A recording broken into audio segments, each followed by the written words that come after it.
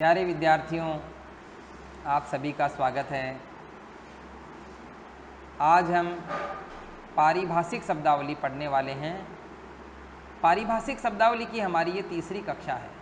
इससे पहले 2 कक्षाओं में भी हमने पारिभाषिक शब्दावली पढ़ ली है। पारिभाषिक शब्दावली आप समझ रहे हैं। अंग्रेजी की जो स्पेलिंग आएगी उनका हिंदी अनुवाद लिखना है। 2 अंक का हमारा ये बिंदु रहेगा। 2 अंक हमारे परीक्षा में आने चाहिए। इस तरीके की हमारी तैयारी हो इसमें।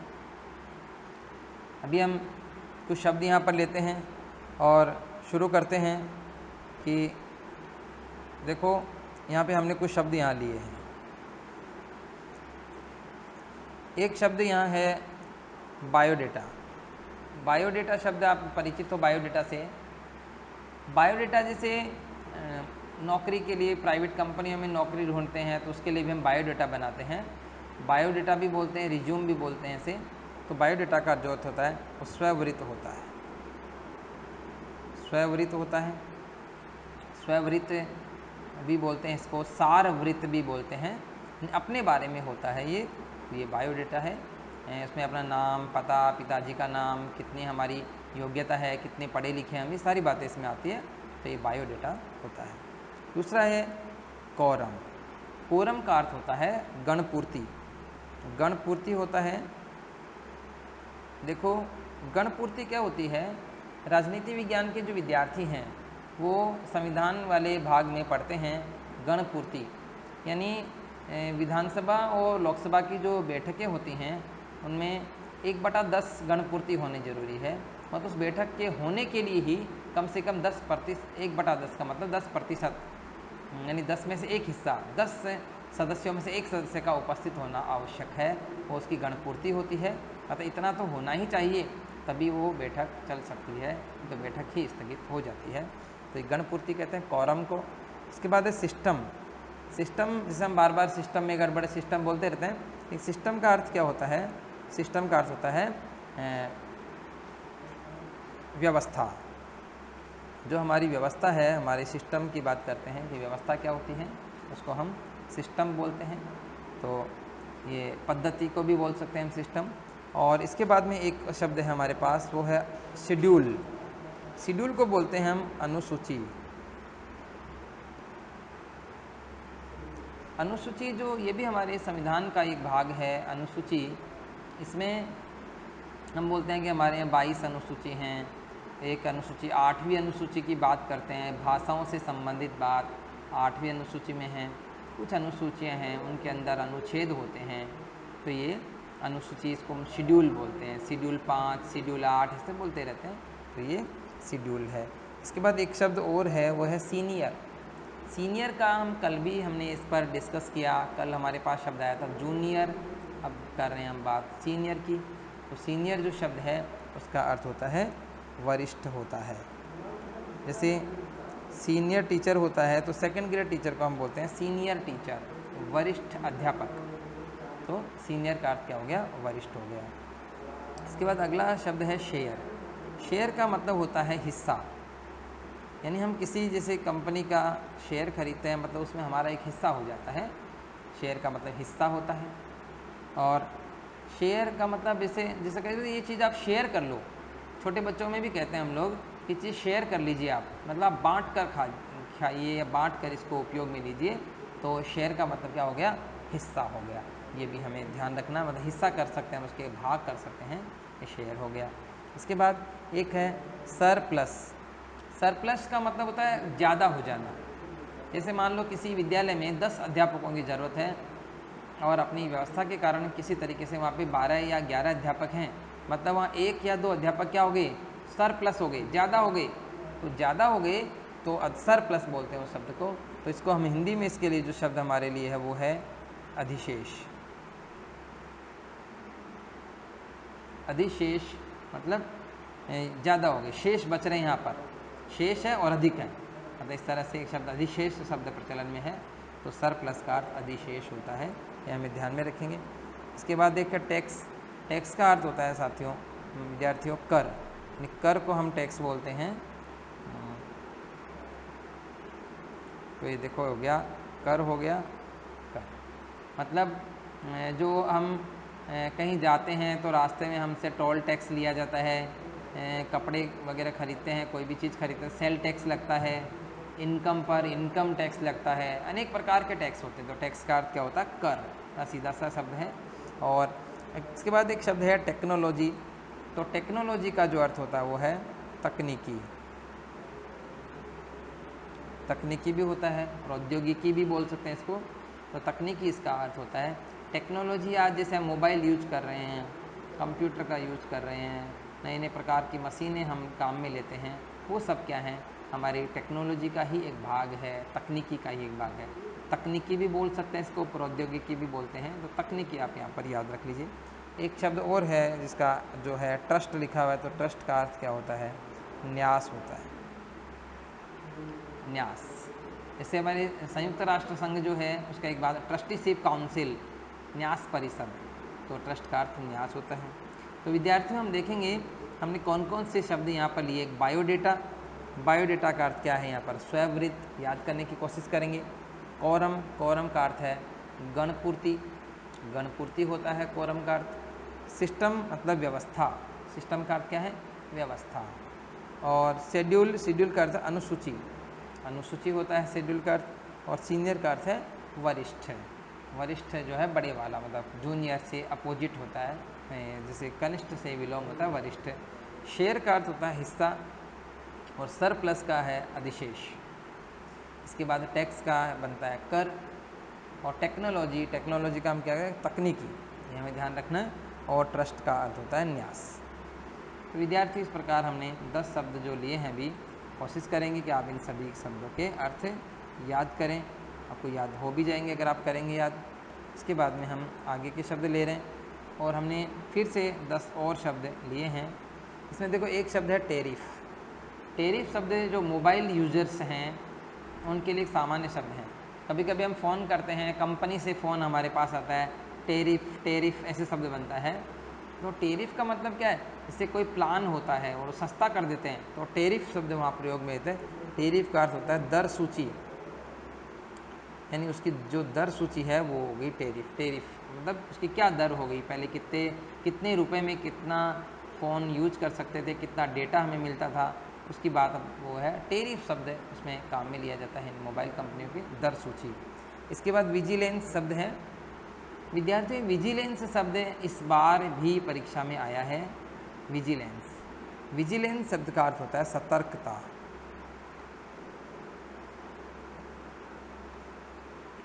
सतर्कता होगा, सतर्क रहते हैं हम, किसी चीज़ में सचेत रहते हैं, तो विजिलेंस शब्द का प्रयोग हम यहाँ पे करते हैं। इसके बाद एक शब्द है लॉकअप। लॉकअप शब्द भी काफ़ी प्रचलन में है। पुलिस वाले बोलते होंगे कि लॉकअप में बंद कर दूंगा, है ना, लॉकअप में डाल दो इसको। तो लॉकअप मतलब फिल्मों में भी ये शब्द हम टीवी सीरियल में भी सुनते हैं, इसको लॉकअप में बंद कर दीजिए। लॉकअप का मतलब होता है हवालात, हवालात होता है जहाँ पे उसको बंद कर दिया जाता है किसी व्यक्ति को, तो लॉकअप बोलते हैं उसको, हवालात होता है। एजेंडा, एजेंडा शब्द जो है उसका अर्थ होता है कार्यसूची, यानी जैसे कोई मीटिंग होती है, कोई मीटिंग हुई, उस मीटिंग के बाद एक एजेंडा होता है। एजेंडा मतलब मीटिंग में कौन कौन से बिंदुओं पर बात की, आगे हम क्या क्या करने वाले हैं, उसके लिए हम एजेंडा तैयार करते हैं, तो उसको बोलते हैं कार्यसूची। और फिर उस एजेंडे पर एक एक टॉपिक के ऊपर हम बड़े जो पूरा विवरण उसका लिखते हैं वो कहलाता है कार्यवृत्त, जिसको हम कहते हैं मिनट्स। मिनट्स हम कल भी बात कर रहे थे मिनट्स की, तो उसको मिनट्स को बोलते हैं कार्यवृत्त, और एजेंडा को बोलते हैं कार्यसूची। और इसके बाद एक फाइल। फाइल शब्द आम प्रचलन में शब्द है कि फाइल लेकर आओ भाई, फाइल बनानी है, फाइल में लगा दो, फाइल रख दो। फाइल शब्द का वास्तव में जो अर्थ होता है वो होता है नत्थी, यानी हिंदी में उसका नत्थी करना, उसको नत्थी कर दीजिए, इस प्रकार शब्द प्रचलन में आता है, नत्थी होता है। एक शब्द है डिस्प्यूट। डिस्प्यूट शब्द जो है उसका अर्थ होता है विवाद, यानी जैसे कभी कभी हम कहते हैं कि हमारा उस ज़मीन के मामले में उनसे डिस्प्यूट चल रहा है, ये चल रहा है, तो डिस्प्यूट का अर्थ क्या होता है? विवाद होता है, ये हमें ध्यान में रखना है। डिस्प्यूट यानी विवाद, ठीक है, ये भी आप अच्छे से याद करने की कोशिश करेंगे, याद हो भी जाएगा। फिर एग्रीमेंट शब्द है। एग्रीमेंट कई बार हम बोलते हैं साहब एग्रीमेंट नहीं कराया, उसका एग्रीमेंट कराना पड़ेगा। लोन का एग्रीमेंट करो, अपने जो प्लॉट हम खरीद रहे हैं उसका एग्रीमेंट कराएंगे। एग्रीमेंट शब्द का वास्तव में जो अर्थ होता है वो होता है समझौता, यानी उसमें हम समझौता करते हैं किसी भी चीज़ पर, जो भी बात होती है उस पर बातचीत करते हैं कि ये ऐसे करना है, ये इधर से ऐसे लाइन आएगी, ये आएगी, और हम उसको लिखा के उस पर साइन करवाते हैं, एग्रीमेंट होता है। यानी एक तरह से वो हमारा समझौता होता है, लिखित में होता है बस।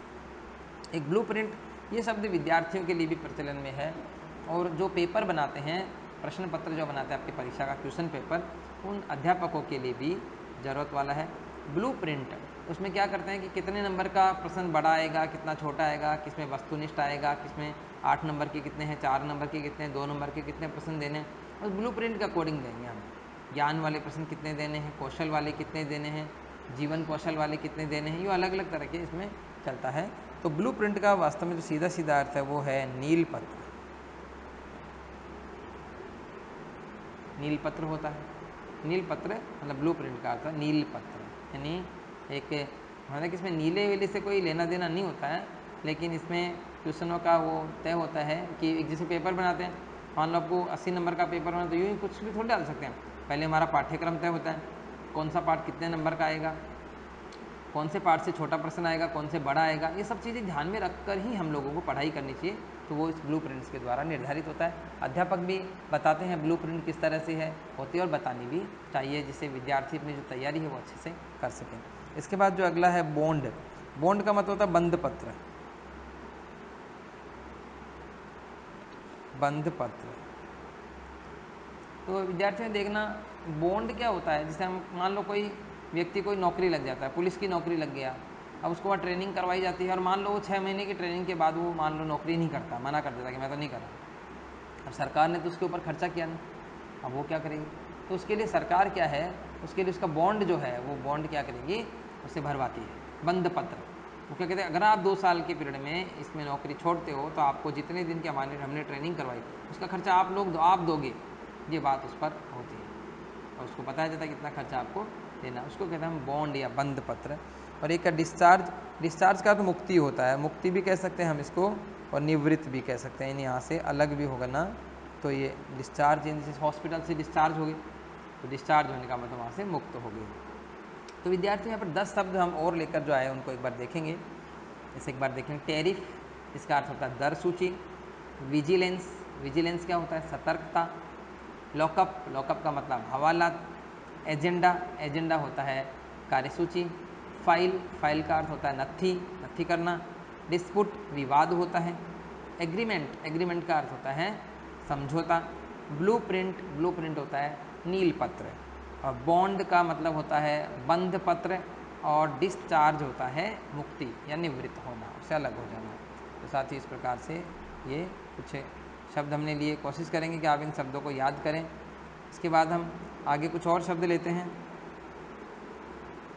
ये देखेंगे आप। अभी एक शब्द हमारे सामने है एनकाउंटर। एनकाउंटर शब्द प्रचलन में रहता है, कुछ दिन पहले भी काफ़ी प्रचलन में कि पुलिस एनकाउंटर, पुलिस एनकाउंटर चलता है। इसमें पुलिस किसी अपराधी को गोली मारकर मार भी सकती है, गोली चलाकर उसको मार देती है। तो एनकाउंटर का जो अर्थ होता है वो होता है मुठभेड़। ये शब्द भी काफ़ी प्रचलन में चल आता है कि ये एनकाउंटर क्या होता है ना, तो ये मुठभेड़ को एनकाउंटर बोलते हैं। कि पुलिस में और अपराधियों में मुठभेड़ होती है, वो उधर से गोली चलाते इधर चलाते हैं। आर्मी वाले भी करते हैं, एनकाउंटर करते हैं आतंकवादियों के ऊपर, तो ये मुठभेड़ होता है। सेंसस, सेंसस शब्द भी प्रचलन में है, जनगणना को बोलते हैं सेंसस। ये हमारे देश की जो भी जनगणना होगी, सेंसस क्या है, कितना होगा, ये सब बातें हम करते हैं, तो ये क्या है, जनगणना, जनगणना को बोलते हैं। एक शब्द थीसिस। विद्यार्थियों ये थीसिस शब्द भी इस बार परीक्षा में आया। और थीसिस जो होता है ये किसी भी पुस्तक पर या किसी एक बिंदु पर हम काम करते हैं, उसको शोध करते हैं, उसको थीसिस कहते हैं। तो इसका जो हिंदी अर्थ है वो शोध पत्र, शोध भी कह सकते हैं इसको और शोध पत्र भी कह सकते हैं। शोध पत्र, थीसिस ये शब्द है, ये आपको ध्यान में रखना है। इसके बाद टेबल। टेबल का अर्थ है सारणी। टेबल वो वाली टेबल नहीं है, ये लकड़ी वाली। ये टेबल जो हम बनाते हैं अपने पुस्तक कॉपी में, नोटबुक में जो टेबल बनाते हैं वो है, इसका अर्थ क्या होता है, सारणी होता है। और ये सेशन, सेशन का अर्थ होता है सत्र। जैसे हम विद्यालय में कौन सा सेशन चल रहा है भाई, 2019-20, 2020-21, तो सेशन का अर्थ क्या हो गया, सत्र हो गया, सत्र, कि कौन सा सत्र चल रहा है। इसके बाद एक है ग्रेचुइटी। ग्रेच्युटी का अर्थ होता है अनुदान। एक ग्रेच्युटी जो सरकार देती है वो ग्रेच्युटी होती है, अनुदान होता है। फिर टोल टैक्स। टोल टैक्स का अर्थ जो होता है वो होता है पथ कर। रास्ते का जो टैक्स होता है उसको हम टोल टैक्स कहते हैं, पथ कर होता है। एक अलॉटमेंट, जैसे किसी को अलॉटमेंट हो जाता है कोई चीज़ आवंटन बोलते हैं उसको हम, कि भाई कब अलॉटमेंट हुआ, मतलब आप कोई गांव में, जैसे एक कोई गांव है और उस गांव में मान लो एक बोरिंग अलॉटमेंट होगी सरकार की तरफ से, उसको आवंटन हुआ। गांव में कहीं मान लो एक जगह की यहाँ पे तो स्कूल के लिए 5 कमरे बनेंगे, तो कमरे क्या हो गए, अलॉटमेंट हो गए, अलॉट हो गए कमरे, तो आवंटन हो गया सरकार की तरफ से, उसको अलॉटमेंट को बोलते हैं, आवंटन बोलते हैं। प्रमोशन। प्रमोशन शब्द भी सरकारी कर्मचारियों में काफ़ी प्रसिद्ध शब्द है, यानी साहब मेरा प्रमोशन कब होगा, इसका प्रमोशन हो गया, मेरा नहीं हुआ, उसका हो गया, यूँ बातें करते रहते हैं। तो प्रमोशन शब्द का जो अर्थ होता है वो होता है पदोन्नति। प्रमोशन शब्द का अर्थ क्या होता है, पदोन्नति होता है, यानी एक पोस्ट से वो दूसरी जो उससे ऊपर वाली पोस्ट है उसमें उसको कर दिया जाता है, ये पदोन्नति होती है। और एक डिस्काउंट। डिस्काउंट का अर्थ होता है बट्टा। बट्टा कह सकते हो आप, या छूट भी कह सकते हैं, यानी उसमें किसी मान लो कोई 100 रुपये की चीज़ है और वो कोई अपने को के साथ इस पर डिस्काउंट चल रहा है और आपको 80 रुपये में ही मिल जाएगी वो, तो ये 20 रुपये क्या है, इस पर डिस्काउंट है, यानी इस पर हमें छूट मिली, या इस पर बट्टा, बट्टा भी बोलते हैं। बट्टा शब्द यदि आपको याद नहीं रहे तो आप छूट शब्द भी लिख सकते हैं, आपको ये बात भी ध्यान रखनी है। तो देखेंगे विद्यार्थियों कौन कौन से 10 शब्द जो हमने आज बात कर रहे हैं हमने। एनकाउंटर मुठभेड़ है, सेंसस जनगणना, थीसिस शोध पत्र है, टेबल सारणी सेशन सत्र, ग्रेच्युटी अनुदान, टोल टैक्स पथकर, अलॉटमेंट आवंटन हो गया, प्रमोशन पदोन्नति, और डिस्काउंट का अर्थ है बट्टा या फिर छूट। इस प्रकार से आगे बढ़ेंगे। इसमें कुछ और शब्द हम लेते हैं,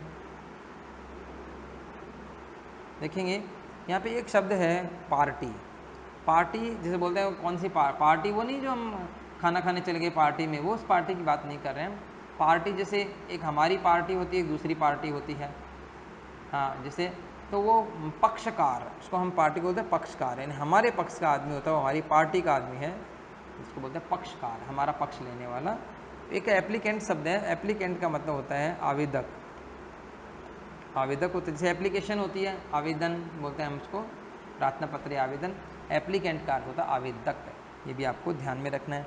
एग्जिट जो शब्द है इसका अर्थ है बाहर। बाहर भी कह सकते हैं, इसको निकास भी कह सकते हैं, निकास या फिर बाहर, ये को ध्यान रखना। ये एग्जिट शब्द का अर्थ होता है निकास या फिर बाहर। और मस्टर रोल, ये मस्टर रोल शब्द आप एग्जिट शब्द भी काफ़ी जगह देखते हो, सिनेमा हॉल में ही देखते हैं कि जैसे बाहर निकलते हैं एक जगह एग्जिट लिखा होता है, क्योंकि ये जैसे फिल्म खत्म हो जाती है उसके बाद पता चलता है कि बाहर निकलने की जगह ये एग्जिट लिखा हुआ होता है, निकास, यानी यहाँ से जा सकते हैं बाहर। और एक मस्टर रोल, मस्टर रोल शब्द नरेगा में इनमें ज़्यादा फेमस है, यानी मस्टर रोल भरते हैं सचिव और सरपंच जो है उनके प्रतिनिधि, तो ये क्या है मस्टर रोल। मस्टर रोल का उपस्थिति पंजिका, मस्टर रोल का अर्थ क्या होता है, उपस्थिति पंजिका, तो उपस्थिति करने की जो पंजिका है उसको बोलते हैं मस्टर रोल, ये आपको ध्यान रखना। एक डिस्पुट, डिस्पुट शब्द का अर्थ होता है विवाद, ये दोबारा आ गया शब्द, ये विवाद होता है, इसका भी आप ध्यान रखेंगे। एक है वैकेंसी, वैकेंसी शब्द का अर्थ होता है रिक्त, यानी कहाँ रिक्त है तो उसी को वैकेंसी बोलती है। बोलते कि राजस्थान में जैसे मान लो अध्यापक हैं, अब जैसे मान लो प्रथम श्रेणी अध्यापक हैं, वो 50,000 पद हैं जो सरकार ने लॉट कर रखे हैं, और लेकिन मान लो वहाँ पे जो व्याख्याता हैं जो वो 40,000 ही हैं, तो 10,000 वहाँ पे क्या होगी, वैकेंसी होगी, तो उसके लिए फिर नई वैकेंसीज यानी भर्ती करते हैं, ये वैकेंसी होगी। बॉन्ड साथी भी पहले है, तो बॉन्ड का अर्थ होता है बंध पत्र, ये बंध पत्र ध्यान में रखना, बॉन्ड का अर्थ। और बाइकआउट, बाइकआउट का मतलब बहिष्कार, कि हमने उसका बाइकआउट कर दिया, बाइकआउट का मतलब बहिष्कार कर दिया, किसी भी चीज़ को मानने से हमने मना कर दिया, तो ये बाइकआउट हो गया, बहिष्कार हो गया। म्यूचुअल, म्यूचुअल का मतलब होता है परस्पर। म्यूचुअल क्या होता है विद्यार्थियों, जैसे मान लो एक कोई टीचर है, वो आपके स्कूल में नौकरी कर रहे हैं लेकिन वो बहुत दूर के हैं, और एक दूसरी स्कूल है वहाँ पर बहुत दूर है, और वहाँ पे एक अध्यापक जो नौकरी कर रहे हैं वो आपके गांव के पास के हैं, तो वो आपस में म्यूचुअल करवा सकते हैं। म्यूचुअल का मतलब वो नौकरी वहाँ चले जाएगा और उसकी नौकरी वहाँ चली जाएगी, और एक ही विषय की अगर है हो तो इस तरह से म्यूचुअल होता है। म्यूचुअल का मतलब परस्पर आपस में आदान प्रदान चीज़ों का कर सकते हैं, वो होता है म्यूचुअल। इसके बाद में एक ब्यूरोक्रेसी, ब्यूरोक्रेसी का मतलब होता है नौकरशाही। नौकरशाही होती है यानी हमारी क्या शासन व्यवस्था होती है उसको कैसे कैसे चलते हैं, कैसे इसमें कर्मचारी होते हैं, कैसे काम करते हैं, उसको बोलते हैं ब्यूरोक्रेसी, यानी नौकरशाही। इस प्रकार से पर विद्यार्थियों आप ये 10 शब्दों की तरफ फिर से ध्यान करेंगे। पार्टी मतलब पक्षकार, एप्लीकेंट आवेदक होता है, एग्जिट निकास या बाहर, मस्टर रोल उपस्थिति पंजिका, डिस्प्यूट यानी विवाद या विवाद होता है, वैकेंसी का मतलब नौरिक्त होता है, बॉन्ड बंद पत्र, और बाइकआउट बाइकआउट का मतलब होता है बहिष्कार करना, म्यूचुअल परस्पर, और ब्यूरोक्रेसी यानी नौकरशाही। इस प्रकार से ये कुछ शब्द हम यहाँ पे ले रहे हैं। इसके बाद में देखेंगे अगले जो 10 शब्द हैं। चार्टर, चार्टर का मतलब होता है घोषणा पत्र। उसके चार्टर पर ऐसे सुना है हमने, है ना, संयुक्त राष्ट्र संघ का चार्टर है, मतलब घोषणा पत्र उसका। यूटोपिया, यूटोपिया का मतलब होता है आदर्श राज्य। आदर्श राज्य होता है यूटोपिया। जैसे तुलसीदास जी ने राम राज्य का यूटोपिया दिया, यूटोपिया प्रस्तुत किया, मतलब आदर्श राज्य। राम का राज्य कैसा था आपको बताया, ठीक है। आदर्श मतलब कैसा होना चाहिए, ये बात उन्होंने इसमें की। फिर एक है करियर, करियर का अर्थ होता है वृत्ति का। बात करते हैं कैरियर, कैरियर बोलते हैं हम लोग कि कैरियर बनाना है, ये बनाना है, कि एक्चुअली कैरियर कुछ नहीं होता, और करियर, तो करियर शब्द उसका होता है वृत्ति का, यानी हमारी वृत्ति क्या होगी, हम क्या कमाएंगे, क्या काम करेंगे, उसकी बात हम बोलते हैं, उसको करियर बोलते हैं। और एक कस्टडी, कस्टडी का मतलब होता है अभिरक्षा। हम कभी कभी बोलते हैं पुलिस कस्टडी में है वो आदमी, पुलिस कस्टडी में मतलब चाहे वो अपराधी हो। कई बार कोई व्यक्ति होता है इतना अपराधी होता है वो इस तरह से कि अगर उसको असामान्य जनता के बीच में अगर उसको लेकर आ जाए तो जनता उसको यूं ही मार दे, तो पुलिस उसको क्या रक्षा करती है उसकी। हालांकि उसका मकसद कोई गलत नहीं होता पुलिस का, वो कि कोई उसको कानून के अनुसार उसको सज़ा दिलाई जाए, ये उनका मकसद होता है। तो पुलिस उस व्यक्ति को क्या करती है, अपनी कस्टडी में रखती है। कस्टडी का मतलब क्या, उसको अपनी अभिरक्षा में रखती है, उसकी रक्षा कुछ समय के लिए पुलिस करती है। तो ये कस्टडी शब्द प्रचलन में है। एक लीप ईयर, लीप ईयर का जो है वो अर्थ होता है अधिवर्ष। विद्यार्थियों जब कभी भी किसी वर्ष में, हमारे वर्ष में 365 की जगह 366 दिन होते हैं, तो वो लीप ईयर या लीप वर्ष कहलाता है, अधिवर्ष कहलाता है। और वो कब होता है, जब फरवरी का महीना है वो 29 का आता है, तब 29 फरवरी भी आती है, तब वो लीप ईयर होता है। तो ये अधिवर्ष उसको बोलते हैं, मतलब अधिक होता है वो और वर्षों से एक दिन उसमें। सीज फायर का मतलब आग बुझाना होता है। यहाँ पे आग बुझाना, ये आपको याद रखना है कि सीज फायर का मतलब क्या होता है, आग बुझाना। और वेंडर, वेंडर का अर्थ होता है बेचने वाला, यानी विक्रेता। कोई भी सामान को जो बेचता है वो उसका वेंडर कहलाता है। आपको वेंडर भी आपको ध्यान में रखना है कि बेचने वाले को क्या कहता है, वेंडर कहता है। एक शब्द है प्रेफरेंस, प्रेफरेंस का अर्थ है प्राथमिकता, प्राथमिकता। तो प्रेफरेंस का अर्थ क्या होता है, प्राथमिकता, यानी कौन सा काम हम इसको प्रेफरेंस पे दो, इसको नहीं देना, उसको प्रेफरेंस, मतलब मान लो जैसे एक व्यक्ति के पास 4 आदमी अपना काम लेकर गए, अब काम मान लो एक आदमी का ही होना है, तो जो सबसे पहले उसके सबसे नज़दीकी होगा, प्रेफरेंस किसको देता है वो उस व्यक्ति का काम हो जाएगा। इस प्रकार से होता है प्राथमिकता देना। और एक एडॉप्ट, एडॉप्ट का मतलब ग्रहण करना, एडॉप्ट का मतलब ग्रहण करना होता है, मतलब किस चीज़ को कौन एडॉप्ट कर रहा है, ग्रहण कर रहा है, तो ये एडॉप्ट शब्द भी प्रचलन में आया है, ठीक है। और एक है एक्यूरेट, एक्यूरेट का मतलब होता है विशुद्ध, या विशुद्ध भी कह सकते हैं इसको, और शुद्ध भी, हम दोनों में से कोई भी शब्द ले सकते हैं, शुद्ध या विशुद्ध, ठीक है। एक्यूरेट मतलब बिल्कुल एक्यूरेट काम करता है, एक्यूरेट ऐसा बैठ गया, मतलब बिल्कुल शुद्ध, बिल्कुल कोई इसमें मेल मिलाप कुछ नहीं है, मिलावट कुछ नहीं है, बिल्कुल कोई भी उसमें अशुद्धता नहीं है, उसको बोलते हैं एक्यूरेट। तो विद्यार्थी यहाँ पर एक जो 10 शब्द हैं उन पर एक बार फिर से बात करेंगे। चार्टर यानी घोषणा पत्र होता है, यूटोपिया आदर्श राज्य, करियर क्या होता है वृत्ति का, कस्टडी पुलिस की जो अभिरक्षा होती है उसको बोलते हैं कस्टडी, लीप ईयर मतलब होता है अधिवर्ष, सीज फायर आग बुझाने को बोलते हैं, वेंडर विक्रेता होता है, प्रेफरेंस प्राथमिकता, एडॉप्ट का मतलब ग्रहण करना, और एक्यूरेट का मतलब शुद्ध है। इस प्रकार से ये पारिभाषिक शब्दावली के शब्द में ध्यान में रखने हैं। विद्यार्थियों आज की कक्षा में इतना ही करेंगे, इसके बाद जो हमारी अगले दिन की कक्षा होगी उसमें भी हम इस पारिभाषिक शब्दावली के ही इसको पाठ को जो है आगे बढ़ाएंगे। तो आज के लिए इतना ही, अपने ध्यानपूर्वक सुना इसके लिए बहुत बहुत धन्यवाद।